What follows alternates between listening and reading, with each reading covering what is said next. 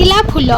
गतकाली ओडिशा विधानसभा निर्वाचन फलाफल प्रकाश पाइथिबा बेले प्रचंड बहुमतरे बीजेपी प्रथम थर लगी सरकार गठन करने को जाउछि। अपरपक्षे दीर्घ 24 वर्ष धरी शासन में थिबा बीजेडी गादीच्युत होइछि। तेबे ओडिशार एक प्रमुख निर्वाचन मंडली चिलिकारे बाजीमात करिछि बीजेपी। एठारे बीजेपी प्रार्थी पृथ्वीराज हरिचंदन निकटस्थ बीजेडी प्रतिद्वंदी प्रार्थी रघुनाथ साहू को 4566 खंड भोट्रे परास्त करिसंती।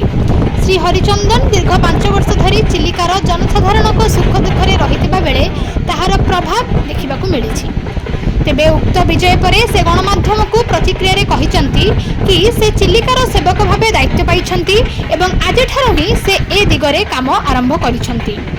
विजयर श्रेय से चिलिकार समस्त जनसाधारण बुद्धिजीवी एवं गुरुजन मानकु देइछंती।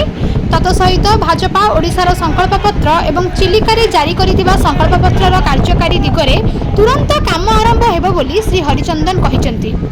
प्रधानमंत्री नरेंद्र मोदी देशर प्रधान सेवक होइथिबा बेले मु मध्य चिलिकार सेवक भावे दायित्व पाइछि एवं मो पई चिलिकार जनसाधारणक उन्नति प्रथम प्राथमिकता रहिबो बोली कहिसंती श्री हरिचंदन।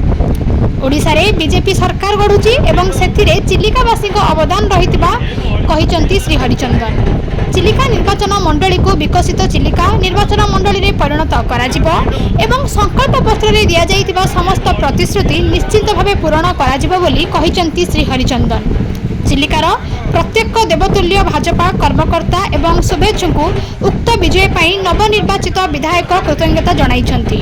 ଏହି ଅବସରରେ ଗତକାଲି ରାତିରେ ଶ୍ରୀ ହରିଚନ୍ଦନ ବାଣପୁର ମା ଭଗବତୀ ମନ୍ଦିର ଯାଇ ମାଙ୍କ ଆଶୀର୍ବାଦ ନେଇଛନ୍ତି।